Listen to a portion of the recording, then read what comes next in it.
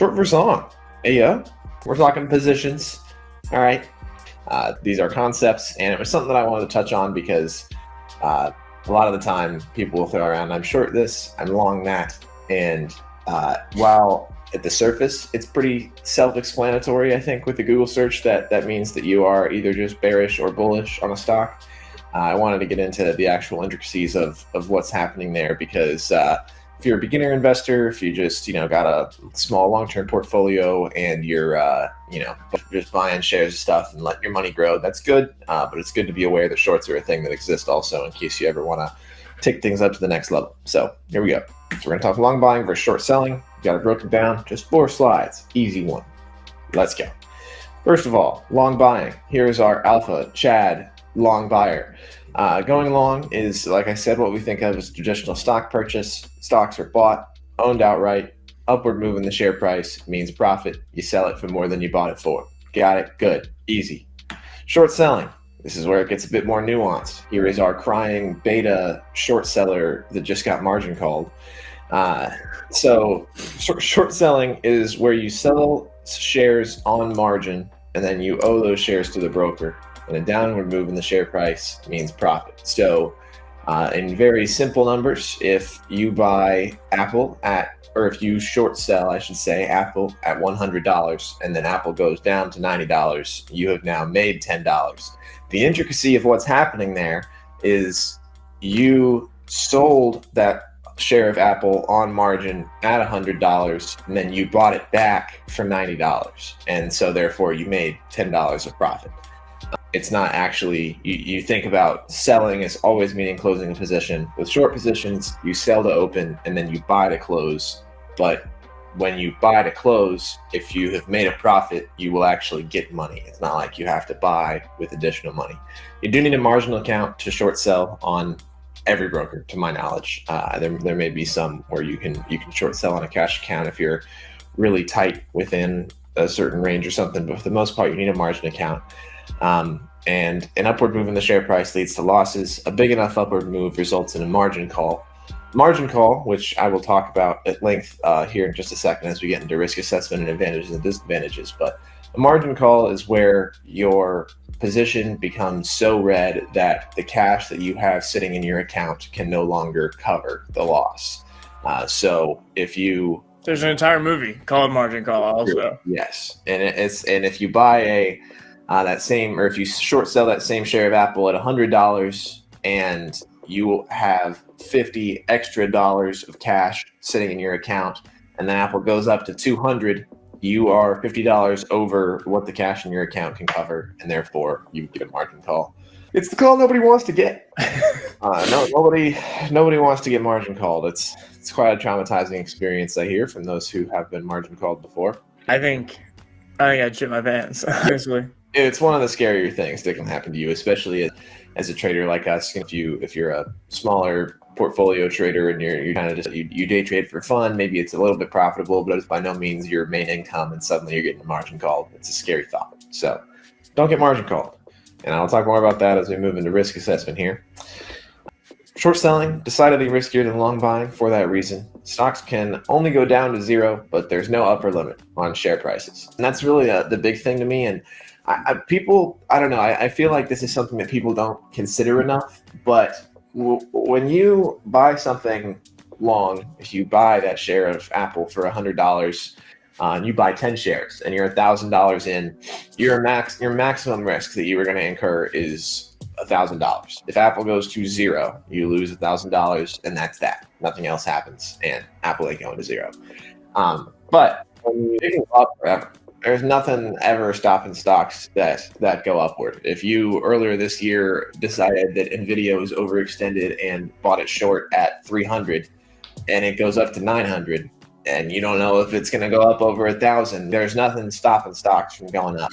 So it's something worth considering that when you buy, and it'll show you this on a lot of brokers too. Like I know Tasty Trade shows it, but when you buy something long, it will say max risk, and it will be the total money that you're about to spend on these shares. And if you buy something short, it will say max risk infinity. Yeah, because it is, because the maximum risk that you are incurring is infinite.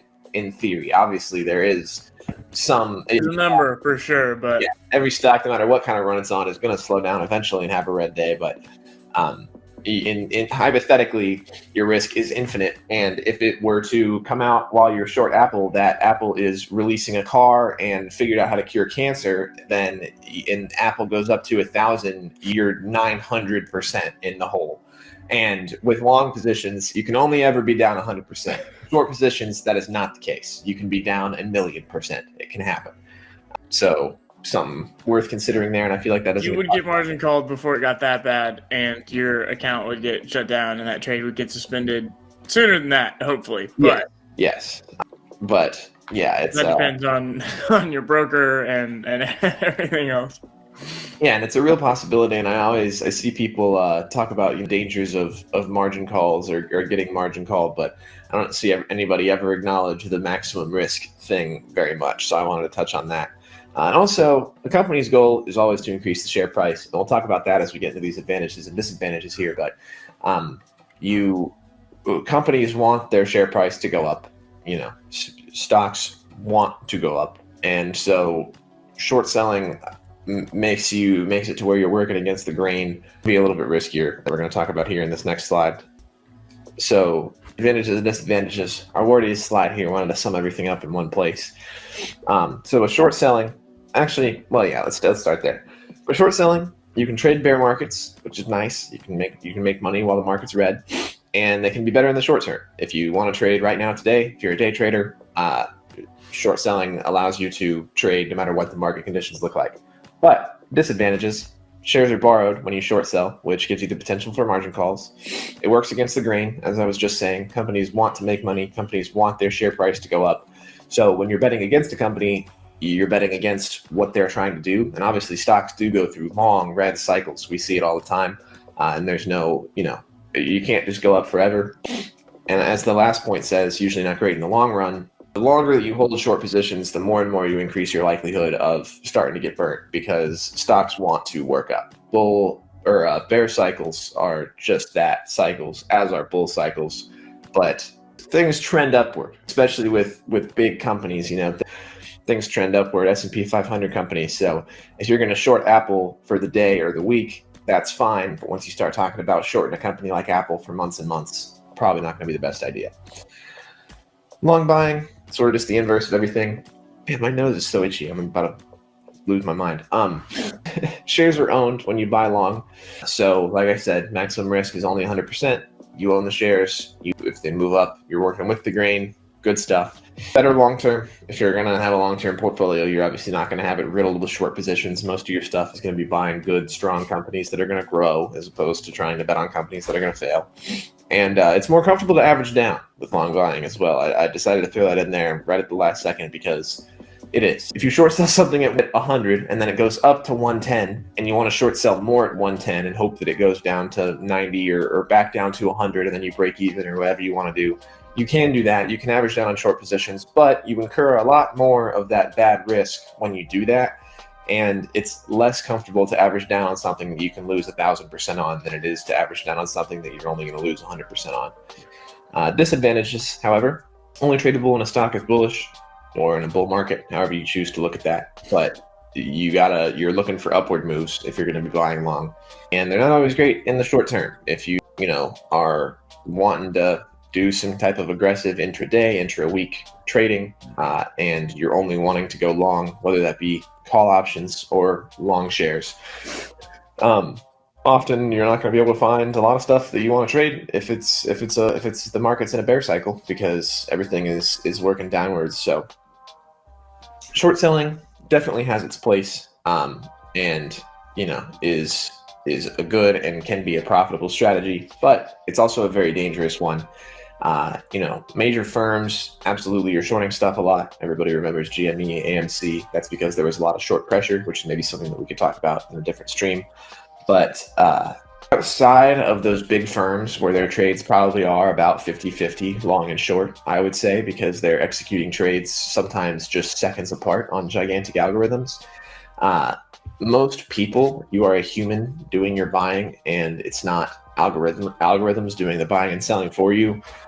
You're probably going to shake out with just a few more long positions than short ones, just because the market tends to move in that direction, and the majority of the time we are in some kind of bull cycle. Also, with short selling, that's often very company to company. If you find a company that is failing and has been failing for some years and just slowly working down and down and down, maybe you could execute some longer term short positions on a company like that if you wanted to. But again, a company where the shares are going down and down and down gradually, I promise that boardroom is like the inside of SpongeBob's head, with papers burning and people sprinting around everywhere, frantically trying to fix the stock price. And eventually they will find something that works. And then you're going to start to get burnt on your short position. So, yeah, that's it.